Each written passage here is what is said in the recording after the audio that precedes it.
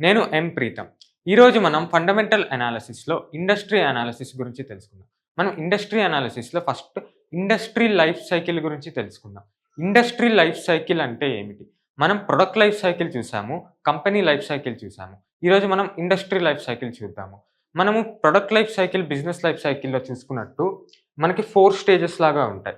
Same to same మనం ఇప్పుడు చూసుకున్నట్టు ప్రొడక్ట్ లైఫ్ సైకిల్‌లో 4 స్టేజెస్ ఉన్నాయి కదా! Introduction, growth, maturity, decline. Industry life సైకిల్‌లో కూడా సేమ్ టు సేమ్ ఇలానే ఉంటుంది. కానీ ఒకటి అడిషనల్ స్టేజ్ ఉంటుంది. ఆ అడిషనల్ స్టేజే షేక్‌ఔట్. సో, ఈ ఇంట్రడక్షన్, గ్రోత్, షేక్‌ఔట్, మెచ్యూరిటీ, డిక్లైన్ ఇలా 4 స్టేజెస్ ప్లస్ ఇంట్రడక్షన్ ఉంటుంది. కొంతమంది ఇంట్రడక్షన్‌ని ఒక స్టేజ్‌గా కన్సిడర్ చేయరు. కానీ ఇందులో చేశారు. మనం ఇలా ఈచ్ స్టేజ్ ఏంటిదో డీటెయిల్‌గా ఈరోజు మనం తెలుసుకుందాం. ఫస్ట్ మనకి ఇంట్రడక్షన్ స్టేజ్‌లో ఆ ఇండస్ట్రీకి కొత్తగా ఒక కంపెనీ వచ్చింది. అసలు ఆ కంపెనీకి ముందు ఆ ఇండస్ట్రీయే లేదు. సో, దానికి ప్రొడక్ట్ అనేది కొత్తది. కస్టమర్స్ అనేవాళ్ళు తక్కువ మంది ఉంటారు. ఎందుకంటే అందరూ కొత్త ప్రొడక్ట్స్‌కి ఎళ్లరు. సో, ఈ పాయింట్ ఆఫ్ టైమ్‌లో అంటే ఇంట్రడక్షన్ స్టేజ్ లేదా డెవలప్‌మెంట్ స్టేజ్‌లో కాంపిటీషన్ అనేవాళ్ళే ఉండరు. ఆ కంపెనీయే ఆ ఇండస్ట్రీని తయారు చేసింది. సో, కాంపిటీషన్ అనేది మేబీ 1, 2 కంపెనీసే ఉంటాయి. ఈ పాయింట్ ఆఫ్ టైమ్‌లో ఆ ఇండస్ట్రీలో ప్రాఫిటబిలిటీ అనేది ఉండదు. లాస్‌లే ఉంటాయి. అంతే కాకుండా ప్రైస్ టు ఎర్నింగ్ అనేది నెగెటివ్‌లో ఉంటుంది. ఎందుకంటే ఆ ఇండస్ట్రీ మొత్తం అంటే ఆ ఇండస్ట్రీ మొత్తం ఒకటే కంపెనీ. సో, ఆ ఫస్ట్ ఇంట్రడక్షన్ స్టేజ్‌లో ఉండే కంపెనీస్‌కి ఏంటి ప్రాఫిటబిలిటీ అనేది ఉండదు.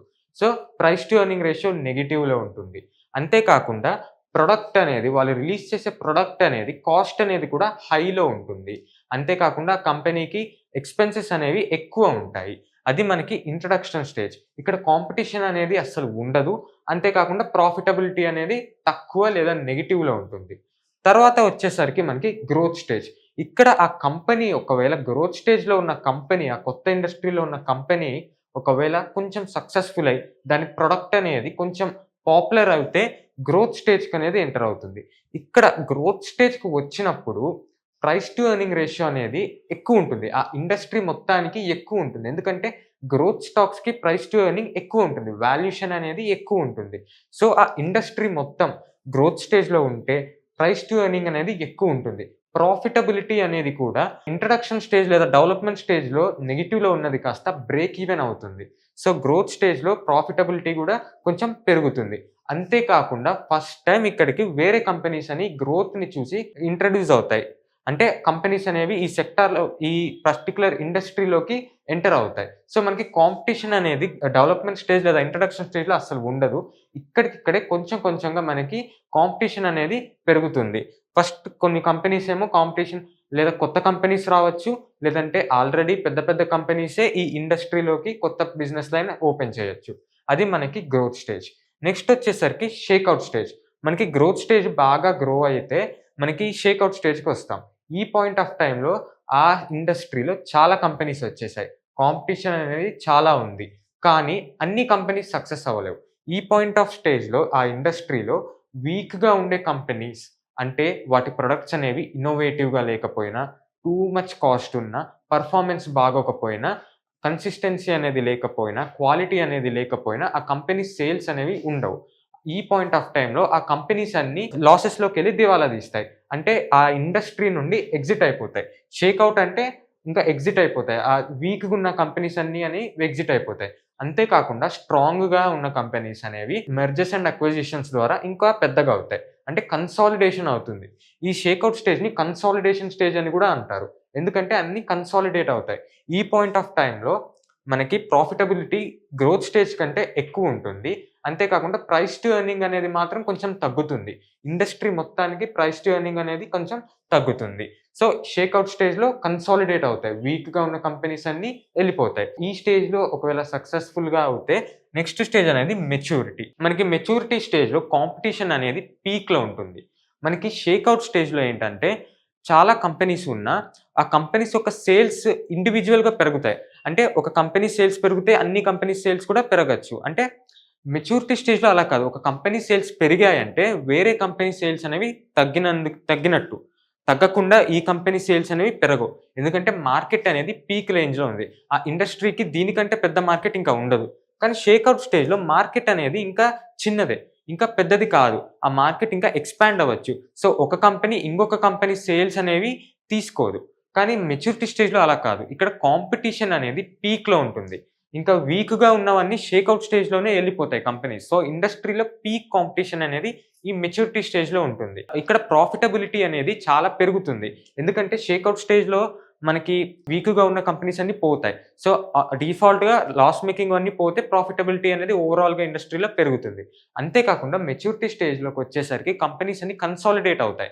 ఈ కన్సాలిడేట్ అవ్వడం వల్ల ఎకనామీస్ ఆఫ్ స్కేల్ వల్ల ప్రొడక్ట్ ప్రైస్ అనేది చీప్ అవుతుంది.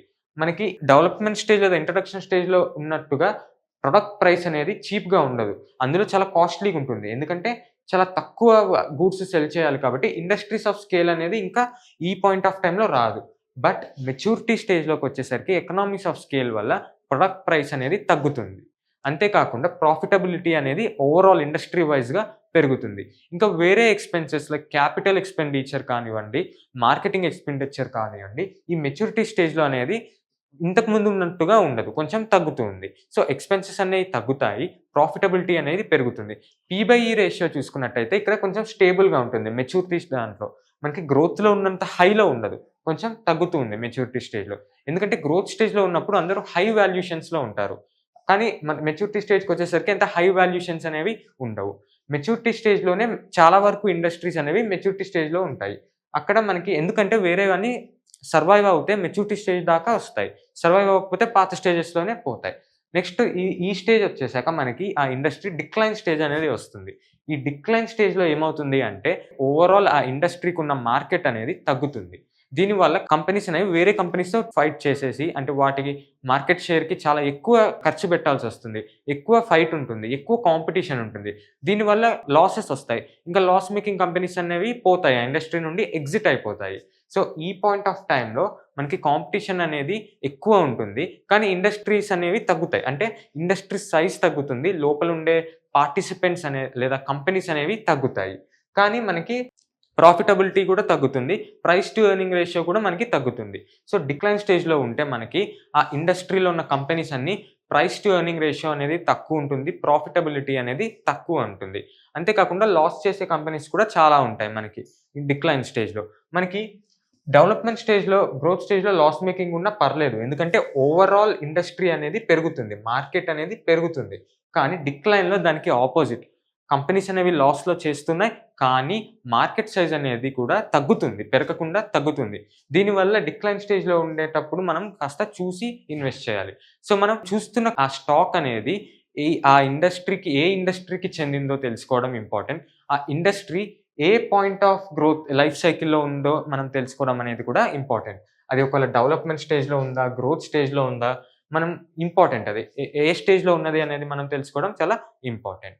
ఇది మనకి industry life cycle. So, thank you.